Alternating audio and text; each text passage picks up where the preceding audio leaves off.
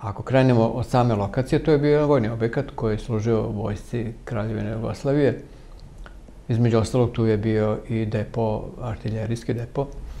Znači, zato se zvala Topovske šupe, ali tu je bilo više objekata različite namene. Između ostalog, tu su bili stanovi za oficire, za njihove porodice. Onda bile su objekti gde su štale, jednostavno rečeno. Dakle, pošto su kao vučna snaga za artiljeriju u jugoslavijskoj vojsci su služili i konji.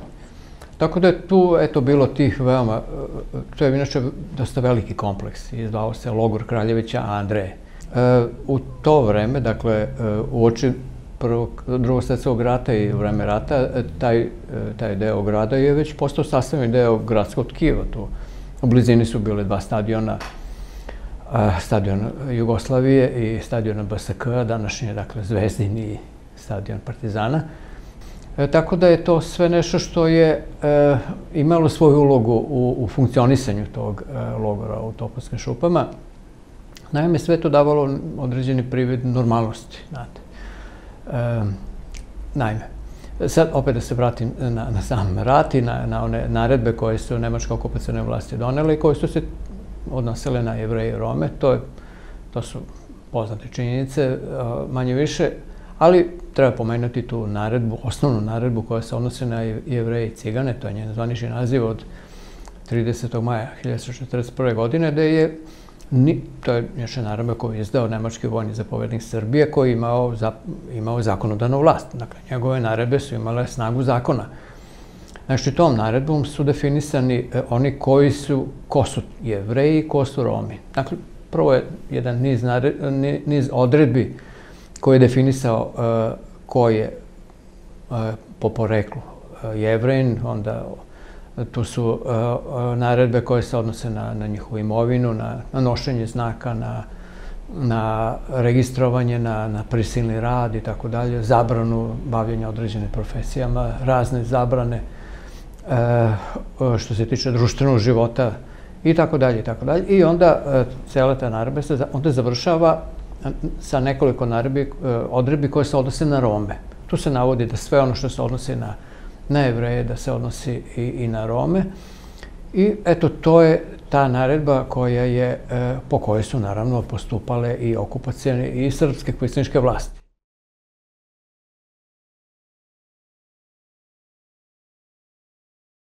Što se tiče Roma, 11. jula je doneta jedna naredba kojom je određeno da se te odredbe koje se odnose na Rome ne odnose na sve Rome, nego na one koji nisu stalno nastanjeni, odnosno koji su čergari. Tako koriste se taj naziv. Tako da time je na neki način je deo Roma izuzet iz tih mera koje su protiv njih do tada sprovođenje.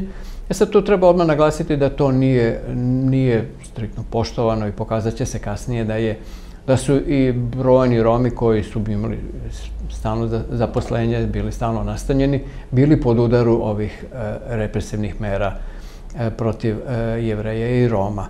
Sad, bitna činjenica kad je reč o Srbiji u 1941. godine, naravno masovni ustanak koji je, kao što je poznato, izbio u julu, u avgustu je dobijao na zamahu, u septembru, oktobru je bio u punom zamahu i tada je veliki deo Srbije bio oslobođen, bio je pod kontrolom ustaničkih snaga i tada su u sredinom septembra donete te pozlučuvene naredbe o ubijanju talaca, odnosno 100 Srba, odnosno stanovnika Srbije, za jednog nemačkog vojnika poginulog, odnosno 50 za ranjenog.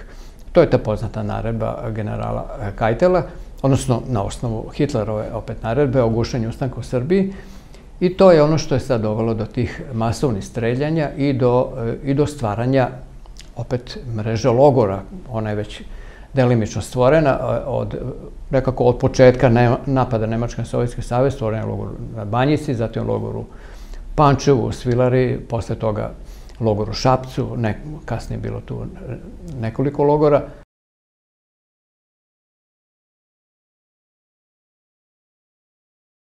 Beograd kao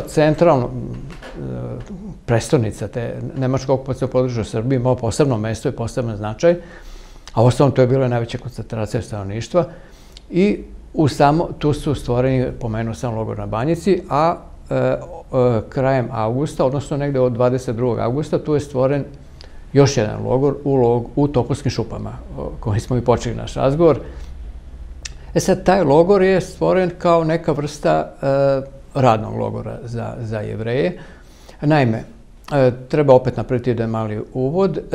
Što se tiče Banata, u njemu je vlast praktično imala nemačka nacionalna manjina i oni su prosto doneli odluku vlasti u Banatu da se proteraju svi Jevreji sa teritorije Banata i zaista oni su od sredine avgusta 1941. godine proterani sistematski iz Banata, svi Jevreji, muško, žensko, proterani su u Beograd, a muškarci su odmah posle nekoliko dana prebačeni u Topovske šupe. Dakle, u taj deo tog kompleksa je poslužio kao logor za banatske Jevreje. Sad, to je trebalo da bude neka vrsta radnog logora za njih.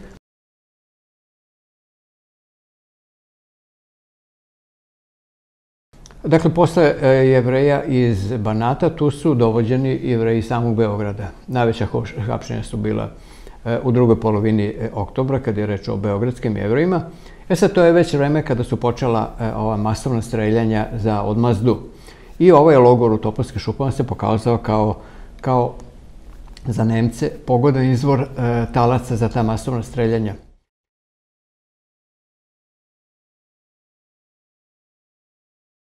Istovremeno traje ubijanje Jevreja koji su zatočeni u logoru u Topovskim šupama, delimično i u logoru na Banjici, ali glavni logor za Jevreje je bio logor u Topovskim šupama. I dakle, oni su sistematski tokom oktobra do sredine novembra 1941. godine ubijeni u tim masovnim streljanjima, s tim što oni nisu ubijeni u samom logoru Topovske šupe, nego su odatle transportovani preko Dunava i ubijani su u Južnom Banatu na nekoliko lokacija, u Deliblatskoj peščari, onda kasnije u Jabuci, odnosno na putu između Pančeva i Jabuke. Tamo danas postoji jedan monumentalni spomenik, nažalost dosta oštećen. Dakle, to su te lokacije kuda su odvođeni Jevreji iz logora u Topovskim šupama. Međutim, izgleda za Nemce to internirani Jevreji taj broj nije bio dovoljan za njihove zbog tih velikih gubitaka i prosto im je trebalo još talaca. Tako da su krajem oktobra i početkom novembra su počele masovna hapšenja Roma. I to baš ovih Roma koji su bili stalno nastanjeni, koji po toj nekoj naredbi ne bi ni trebali da budu uhapšeni i korišćeni kao taoci i ubijani kao taoci. Međutim, to nemačkim i kvislinškim policijskim snagama nije ništa značilo i tada su, krajem oktobra, su izvršena velika hapšenja u Beogradu, u Marinkovoj bari, pre svega onda u nekim selima, recimo Meljak, u blizini Beograda. Dakle, ti Romi su dovedeni u logoru Topovske, ovi iz Meljaka su na Banjicu, a ovi iz Marinkove bare, Jatagan Male i sa nekoliko druge lokacije u Beogradu, u Topovske šupe i oni su ubrzo tokom nekoliko dana, od kraja oktobra, početkom novembra, su ubijeni zajedno sa Jevrejima iz logora u Topovskim šupama.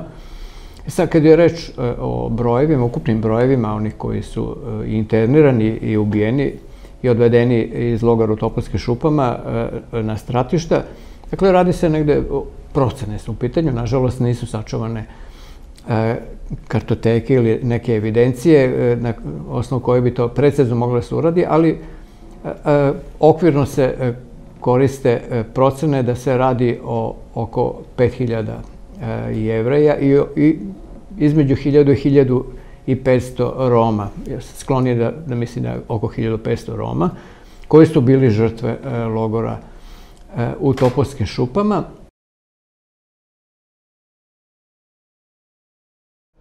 Da sam kaže, dakle, sam logor nije služio kao stratište. On je čak na neki način bio za porodice tih zatočenih Jevreja stalno je imao tu neku funkciju radnog logora, manje više. Jer odatle su Jevreji odvođeni na rad u razne delove grada, raščišćavanje ruševina, na istovarenje vagona i tako dalje, na razne teške poslove. Onda oni su imali, tu su postojale neke priručne radionice, postojala je neka vrsta ambulante, ima onda jevrejska zdravstvena služba ih je obilazila, čak su lekari imali pravo da neke od njih oslobode od rada, to opet neke poslužilo kao poslužilo je da pobegnu iz logora, kao bili su prosto oslobođeni, ali to se radilo o pojedincima. Ali, htio sam kažem, porodice su čak i sve na vreme, imale su, znalo se vreme kad su mogli da dođu, da obiđu, da donesu hranu svojim zatočenim muževima, braći. I sve to davalo i uz to što su odvođeni na prisilni rad, vraćali su se uveče. To je sve davalo taj privid neke normalnosti. Znate, to je, naravno, videlo se da se stalno smanjuje broj, da odvode ljude iz logora, ali to je bilo pod izgovorom da oni idu u drugi logor, neki drugi radni logor, da ništa se posebno tu ne događa. Tako da je upravo tad, tokom oktobra, druge polovine oktobra do sredine novembra, je faktički najveći deo zatočenika, jevrejskih i romskih zatočenika ubijen u tim masovnim, odveženi su iz logora i ubijeni u tim masovnim streljanjima.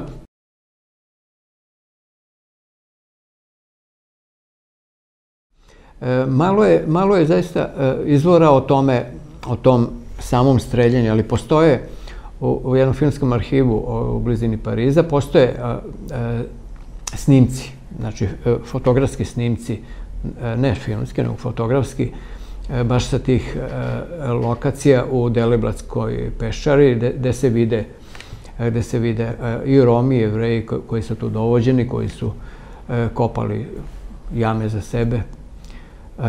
Postoje naravno i svedočenja onih Roma koji su dovođeni iz Pančeva i iz drugih mesta u Južnom Banatu, koji su morali da zakopavaju te ubijene Rome, tako da to daje sliku svega onoga što se događalo i na osnovu toga mi istoričari pravimo i rekonstruišemo ono što se događalo